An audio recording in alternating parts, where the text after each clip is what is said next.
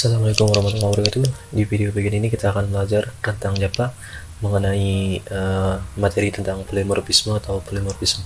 Oke, sebelum kita lakukan codingan, kita akan membahas secara singkat aja nih tentang polymorphisme itu sendiri. Oke, di sini saya udah ada materi tentang polymorphisme. Kita bahas dulu.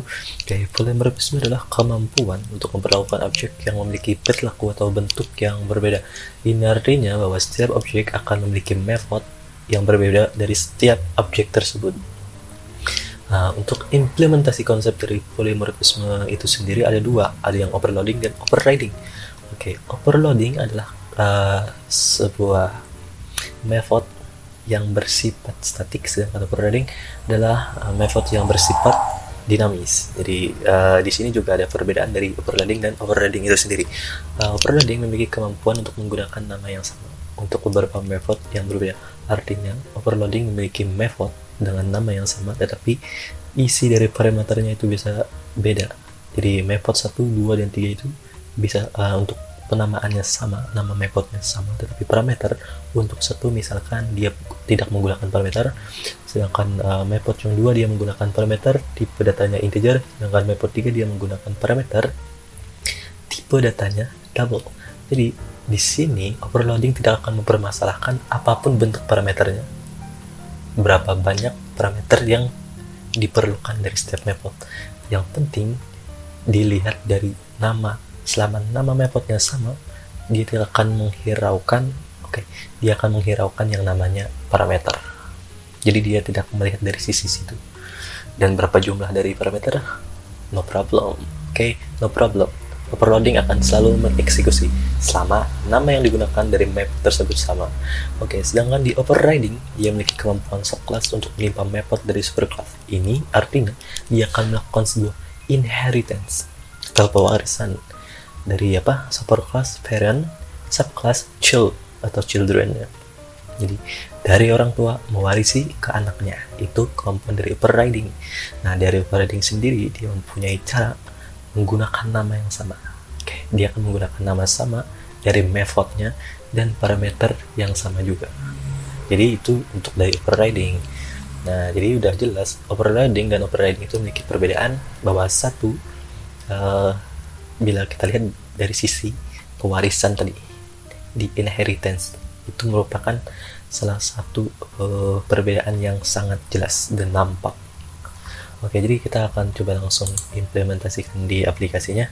Kita buka aja NetBeans ini.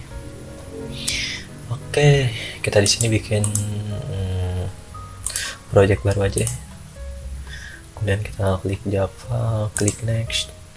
Kita bikin misalkan di sini namanya latihan polymorphisme. Polymorphisme kayak gini. Klik finish. Udah muncul projectnya. Kita bikin kelas baru. Misalkan di sini kita bikin bangun datar. Kita klik finish. Kita udah muncul di bagian kelas atau text editor dari Java-nya. Kita udah di kelas bangun datar. Kita coba bikin atribut. Di sini kita gunakan integer. Nah, di sini untuk bangun datar saya akan mencoba menggunakan rumus dari persegi panjang. Dari persegi panjang untuk atributnya kita gunakan luas kayak gini. Sekarang kita bikin method overloadingnya. Method overloading kita gunakan fit. Misalkan di sini tadi persegi panjang. Persegi panjang. Di sini kita tidak akan menggunakan parameter dulu. Kita akan coba menggunakan sysout. Kita coba tes hello kayak gini. Nah, kemudian kita coba bikin kelas lagi. Kelas mainnya kayak gini. Kemudian kita coba PSPM, klik tab. Kita panggil methodnya dulu. Kita bikin objek dulu. Di sini namanya lah bangun datar. Misalkan di sini kita bikin luas kayak gini. Oke, luas, kemudian new, kemudian diakhiri dengan kelasnya bangun datar dan titik koma. Kita coba panggil metodenya luas titik persegi panjang kayak gini. Kita Ctrl S, kemudian Shift F6. Oke, untuk ini udah muncul. Nah, di bagian pertama kita menggunakan persegi panjang tanpa parameter. Nah, selanjutnya kita akan menggunakan method yang kedua, menggunakan parameter. Kita panggil lagi. Oke, kita bikin methodnya width persegi panjang. Oke, dalam kurung, nah kita masukkan. Kita akan menggunakan tipe data integer di sini. Kita misalkan persegi panjang kan punya rumus panjang kali lebar ya. Oke, panjang kita persingkat jadi P dan lebar kita inisialkan dari L. Oke, integer P, kemudian integer L kayak gini. Kemudian kita perlu yang namanya luas kayak tadi. Oke, kita bikin ganti aja dengan huruf besar biar nggak sama nanti sama dari nama objek ini. Kalau nama objek kan huruf kecil, jadi kita bikin huruf besar aja. Oke, luas. Nah, di sini kita nggak perlu mengimbuhkan tipe atau keyword integer lagi karena kita udah diwakilkan sebelumnya dari sini. Atribut kita udah bikin dari awal tadi, jadi kita tinggal bikin luas aja. Untuk integer V dan integer L kita langsung masuk ke rumus 4 kali lebar kayak gini. Kemudian kita coba sys out lagi. Nah, kita coba bikin kalimatnya luas persegi panjang adalah sama dengan kita panggil luas Ctrl S. Nah, selanjutnya kita akan coba panggil luas lagi. Oke, di sini berarti huruf besar L-nya.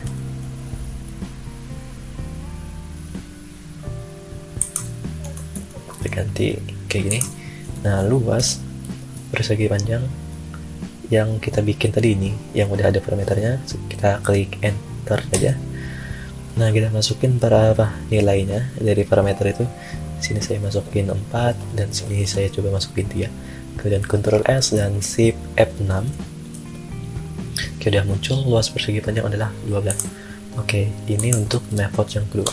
Sekarang kita gunakan method yang ketiga, persegi panjang dengan tipe data tadi kan integer. Sekarang kita gunakan double P double L kayak gini. Nah, kemudian kita masukin luas rumusnya, terus kita coba sys out. Oke. Luas persegi panjang kita tambahin aja deh biar tahu bedanya. Luas persegi panjang tipe datanya double sama dengan adalah kayak gini. Jadi kita bikin di sini juga luas persegi panjang tipe data integer kayak gini adalah Ctrl S dulu, kemudian kita coba panggil lagi methodnya luas persegi panjang. Ingatin kita menggunakan tipe data double, kita klik double, kemudian kita masukin. Perlu diingat double harus menggunakan koma atau titik poin lah, 2.5 kayak gini, kemudian 3.75 karena dia tipe data double, dan Ctrl S dan Shift F6. Observable lossy conversion from table. Jadi dia nggak bisa nih karena tadi kan kita bentuknya dari integer ya. Nah, karena ini double, hasilnya nggak mungkin integer, jadi hasilnya pasti double. Jadi kita bikin kayak gini, double, kemudian Ctrl S dan Shift F6. Oke, ternyata belum tampil, kita belum tampilin lagi kayak gini. Oke, kita jalanin lagi. Nah, udah muncul luas persegi panjang tipe data double adalah 9.375. Nah, oke, ini kita udah punya dua parameter dengan dua tipe data yang berbeda. Nah, sekarang kita coba gunakan 3 parameter. Oke, 3 parameter, 2 double dan 1 integer. Akan kita coba kombinasikan. Coba kita kombinasikan void persegi panjang. Oke, kita coba misalkan sini double A, misalkan aja nih. Kita cuma ngetes misalkan double P, terus lebarnya itu tipe datanya integer.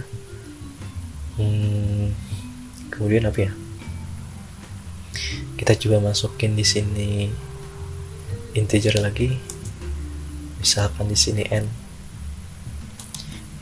Oke, n di sini saya cuman mengartikan bahwa persegi panjang itu ada dua. Jadi n ini banyak bangun datar yang kita hitung. Misalkan gini, luas panjang dikali lebar, oke, kemudian dikali n. N di sini maksudnya misalkan nanti kita ibaratkan kita gunakan dua persegi panjang, berarti nanti panjang kali lebar dikali berapa banyak persegi panjang yang kita gunakan. Misalkan 2 berarti kita kali 2, misalkan 3 berarti 3 jenis, bukan 3 jenis, 3 bentuk lah, 3 bentuk luas dari persegi panjang itu sendiri. Coba kita sys out. Oke, luas persegi panjang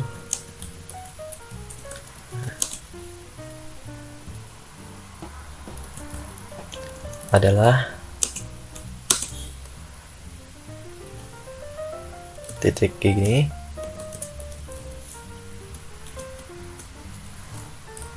terus S. Kemudian kita coba panggil methodenya luas persegi panjang. Ini parameter yang 3 tadi. Perlu diingat, tipe data pertama nilainya harus pakai titik. Jadi misalkan untuk panjangnya kita masukkan 11.25, terus untuk lebarnya kita masukin, ini tipe datanya yang perlu kita masukin adalah integer, jadi harus kita gunakan integer. Misalkan lebarnya ada 5. Nah, terus di sini tipe datanya integer, kita mau ngitung berapa persegi panjangnya. Kita mau ngitung misalkan 3 persegi panjang. Jadi 3 persegi panjang tuh bakalan diketahui jumlah semuanya. Oke, kita coba running. Oke, kita lupa lagi di sini perlu tambah double karena nggak mungkin hasilnya itu integer. Oke, luas persegi panjang adalah 168.75. Kita bisa juga nambahin di sini. Oke, bangun datar, misalkan bangun datar yang dibutuhkan dari persegi panjang adalah plus, salah nih, kita salah letakin, kita kontrol, kita hapus dulu nih, kita tambahin di sini maksudnya. Nah, kita coba lihat. Luas persegi panjang adalah 168.75.